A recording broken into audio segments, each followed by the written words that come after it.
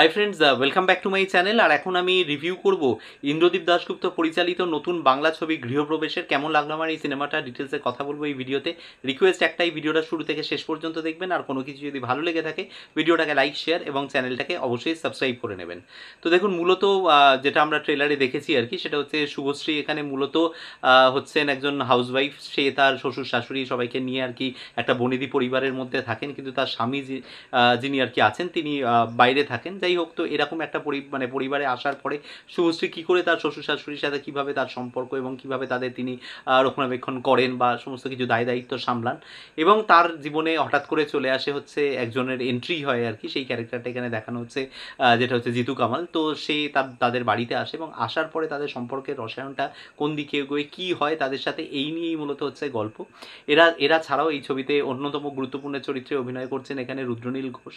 তো ওভারঅল সিনেমাটা নিয়ে বলার আগে একটু ছোট্ট করে জাস্ট মানে একটা কথা বলে দিতে চাই। সেটা হচ্ছে যে কোয়েল মল্লিক যখন মেন স্ট্রিম বাংলা ছবি থেকে স্বেচ্ছায় যখন সরে গেছিলেন, মানে একদম মানে টিপিক্যাল কমার্শিয়াল ছবিগুলো থেকে, তখন একটা ভ্যাকিউম ক্রিয়েট হয়েছিল। কারণ কোয়েল মল্লিককে বলা হতো যে বাংলা ইন্ডাস্ট্রির কিন্তু লাস্ট ফিমেল সুপারস্টার, মানে তারপরে কিন্তু সুপারস্টার তকমাটা আর কোনো নায়িকা কিন্তু অর্জন করতে পারেননি। কিন্তু আমার মনে হয় যে এই সময়টা এসে গেছে যেখানে শুভশ্রীকে কিন্তু সেই তকমাটা দিয়ে দেওয়া যেতে পারে।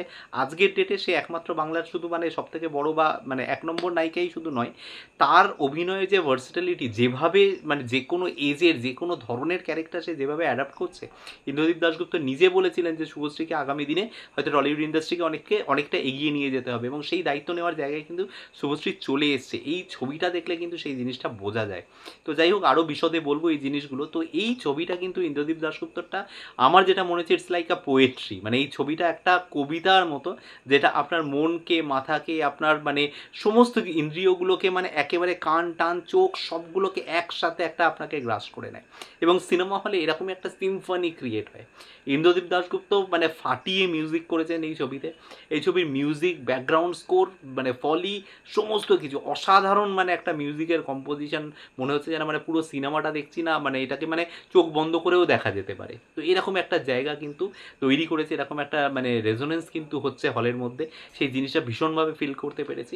আর একটা জিনিস যেটা ভালো লেগেছে সেটা হচ্ছে এই ছবির যে মানে গল্প, এই গল্পটা যেদিকে বাঁক নেবে, যেদিকে মোড় নেবে, মানে একদম টিপিক্যাল আমরা ট্রেলার দেখে গল্পটাকে যেভাবে আমরা একটা ধারণা করে নিতে পারি, তার সাথে এই গল্পের কোনো মিল নেই। গল্পের শেষে গিয়ে একটু ইন্টেলেকচুয়াল অডিয়েন্স হলে হয়তো মেবি ফার্স্ট হাফে একটা ছোট্ট ক্লু দেওয়া আছে, ওটা দিয়ে ধরতে পারবেন। যদি ওটা মিস করে যান, আই ক্যান গ্যারেন্টি ইউ যে আপনারা শেষ অবধি ধরতে পারবেন না কী হচ্ছে। একটা আপনার প্রেডিকশন করে নেবেন এই হচ্ছে, সেটা হবেও, কিন্তু তার সাথে যে সেকেন্ড টুইস্টটা হবে সেটা আপনারা মানে আমি শিওর যে ওটা আপনারা ধরতে পারবেন না। তো এরকমই একটা অদ্ভুত ধরনের জিনিস রয়েছে, এবং কিছু কিছু মোমেন্টস রয়েছে, কিছু কিছু মোমেন্টস যেখানে দেখানো হচ্ছে শুভশ্রী এবং আমাদের জিতু কামাল একটা ছাদে ঘুড়ি ওড়ানোর দৃশ্য, এবং সেই ঘুড়িটা কেটে পড়ার পরে সেখানে সোহিনীদির যে রিয়াকশান, অসাধারণ। মানে কি অসামান্য অভিনয় করেছেন না এরা প্রত্যেকে, দুর্ধর্ষ। রুদ্রনীল ঘোষ মানে আমরা জানি না, মানে এই এই এই প্রশ্নগুলো আপনারা ডেফিনেটলি মানে আপনারা জানেন এই উত্তরগুলো, যে কেন তিনি মানে প্রচুর সিনেমা বর্তমানে করেন না। তিনি ওই বিরোধী দল, শাসক দল এর মধ্যে একটা জড়িয়ে গিয়ে একটা জায়গায় পৌঁছে গেছেন। বাট ভদ্রলোকের আজকের ডেটেও যা টাইমিং, যেভাবে উনি অ্যাক্টিং করেন না, হ্যাটস অফ, শেখার মতো। মানে দু তিনটে দৃশ্য আছে না, মানে আমার এখন বলতে বলতে আমার গুজবাম্পস আসছে ওই মোমেন্টটা, যখন সোহিনীদির সামনে বসে ও কনফেশন করবে যে সোহিনীদিকে ওই ধাক্কা মেরে ফেলে দিয়েছিল। That's amazing.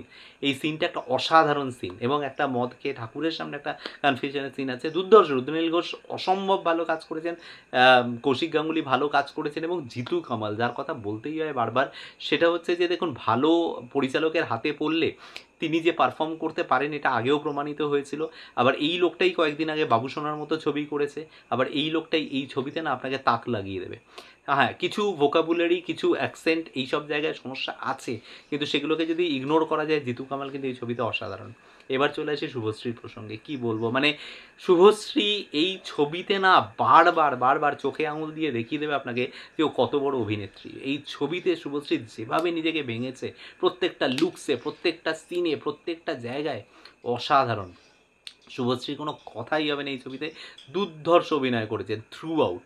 এবং আরও একটা জায়গা বলবো, সেটা হচ্ছে যে এই ছবিতে দুজনের রোম্যান্সটা যেভাবে দেখানো হয়েছে না, যেভাবে রোম্যান্সটা গ্রো করে, যেভাবে একটা মানে বলা যেতে পারে রোম্যান্সটার ওই একদম মানে ইন্টারভেলের আগে মানে একটা জায়গায় কনফেশনে আর কি আসে, শুভশ্রী বলে আর কি, I am falling for someone. এটা অসাধারণ। রিসেন্ট বাংলা ছবিতে এত ভালো রোম্যান্টিক মোমেন্ট এবং সেখানে এরকম একটা রোম্যান্স কি মানে আমি তো রিসেন্ট টাইম আমার মনে পড়ছে না যে এত ভালো একটা কেমিস্ট্রি কারোর মধ্যে তৈরি হয়েছে। তো এই জায়গাটা কিন্তু আমার অসাধারণ লেগেছে। আরও কয়েকটা বলবো, মানে সিনেমাটোগ্রাফি কয়েকটা জায়গা স্পেশালি বলতে হবে। সেটা হচ্ছে যে একটা সিন আছে, একটা সিকোয়েন্সে জিতুর যখন এন্ট্রি হয় তখন একটা ঝড় হচ্ছে চারিদিকে, এবং এই ঝড়ের সিকোয়েন্সটাতে যখন ছাদের উপর থেকে টপ শটটা নিচ্ছে আর কি, ঝড়টা নিচ দিয়ে যাচ্ছে এবং সেই ধুলোবালিগুলোর মধ্যে দিয়ে কিন্তু ক্যামেরাটা প্যান করে নিচে গিয়ে বেসিক্যালি এন্ট্রিটা নিচ্ছে জিতু কামালের। কি অসাধারণ চিন্তাভাবনা! মানে আমি বলছি না, এই ছবিটা না একটা সিম্ফনি ক্রিয়েট করে, মানে যেরকম মিউজিক দিয়ে, ক্যামেরা দিয়ে, অ্যাক্টিং দিয়ে, সব কিছু নিয়ে। এবং দুর্গা পুজোটাকে না একদম সত্যি কথা বলতে, এই সাবেকি দুর্গা পুজো একটা বাড়ির ভিতরে হচ্ছে, সেই দুর্গা পুজোটাকে আমরা এত বেশি ইউজ হয়েছে না রিসেন্ট টাইমের বাংলা সিরিজে বা ইয়েতে, দুর্গা পুজো দেখতে একটা মানে অনীহা তৈরি হয়। কিন্তু এই দুর্গা পুজোটা দেখতে ভালো লাগে, কারণ এই দুর্গা পুজোটা শুধুমাত্র তার বাড়ির পুজো না, আশেপাশের পরিবেশটা মাইকিং হচ্ছে, যেরমভাবে বিল্ডিংয়ে লাইট করা হয়েছে, রাস্তায় ফুচকাওয়ালা, এই সমস্ত জিনিসগুলো কিন্তু অসাধারণভাবে গল্পের মধ্যে চলে আসে। দুটো ইম্পর্টেন্ট কথা বলে রিভিউটা শেষ করবো, আমি জানি অনেকটা লম্বা হয়ে যাচ্ছে। এক হচ্ছে এই গল্পের মধ্যে কিন্তু ইন্দ্রদীপ দাশগুপ্ত যেভাবে অভয়ার প্রসঙ্গটাকে তুলে এনেছেন, অভয়ার সেই মানে সেই অর্থে আন্দোলন না দেখিয়েও অভয়ার প্রসঙ্গ যে তিনি গল্পের মধ্যে নিয়ে এসেছেন, সেটা হ্যাটস অফ। দ্বিতীয় যেটা বলবো, ঋতুপর্ণ ঘোষকে যেভাবে হোমাজ দেওয়া হয়েছে ভাবা যায় না।